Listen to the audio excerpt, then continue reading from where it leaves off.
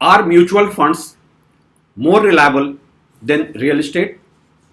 At least, a mutual fund comes with a disclaimer that mutual fund investments are subject to market risks. In real estate, there is no underlying disclaimer that a real estate is subject to execution risk of the developer. Irony is that the life's costliest purchase has no underlying promise. Normally, the buyers are advised to do their own due diligence, but if you look closely to the housing market in India, when a buyer buys a house, his first underlying promise is given by the development authority that has given sanction to the project. When it comes to delay or default, you cannot sue the government agencies. They are completely out of the purview of even RERA. The second underlying promise is by the bank. If the bank has financed the project, if the bank is getting into a tri-party agreement with the buyer and the builder, then the buyer is assured that at least the bank has done its due diligence. Here again, for the bank, the debt is on the books of the buyer, and with the builder, his only promise is that in case of refund, the money would be returned to the bank. You cannot make bank a party. Whose responsibility is when it comes to housing delays or defaults? Is it just builder's responsibility? Why are government agencies and banks not party to it? Now the Tamil Nadu RERA judgment that builder alone is liable for action and not the landowner is another nail in the coffin of home buyers trust.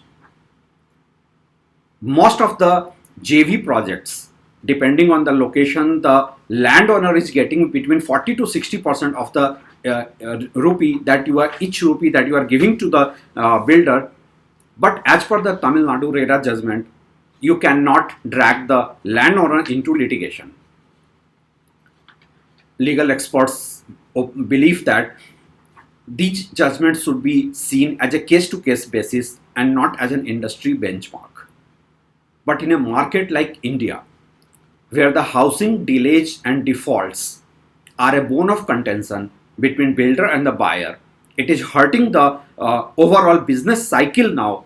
It is affecting the Indian economy as well. These are the kind of judgments which are enough to dampen the spirit of the average home buyer. Now, if the landowner is not a party, any landowner can have a contractor as his frontman, as his builder, and he is out of all the responsibilities, all the accountabilities.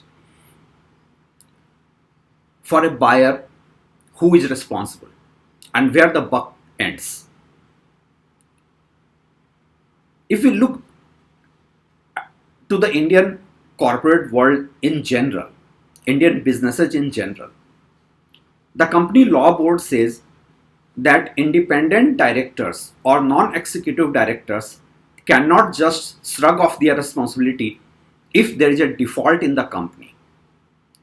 Why can't the landowners be treated as independent directors or non-executive directors in the real estate projects? In a country where housing education is poor, due diligence means nothing because of a number of approvals needed midway in the construction life cycle of the project.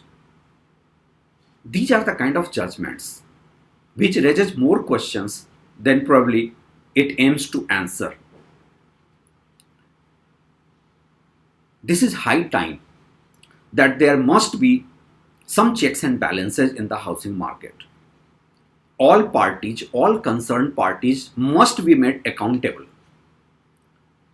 A government agency which is supposed to monitor the project has absolutely no accountability. Banks which are supposed to do its due diligence before funding for the house purchase has absolutely no accountability.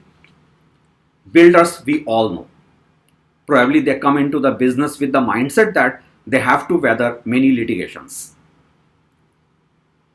Isn't all this affecting the business life cycle, the business fortunes of real estate? Isn't it affecting the Indian economy broadly? Unless and until all the parties are made accountable, the market cleanup will not try. Once the all the concerned parties will have this feeling that they too have their accountability, they too can be dragged into litigation, there will be a check and balance mechanism in the housing market.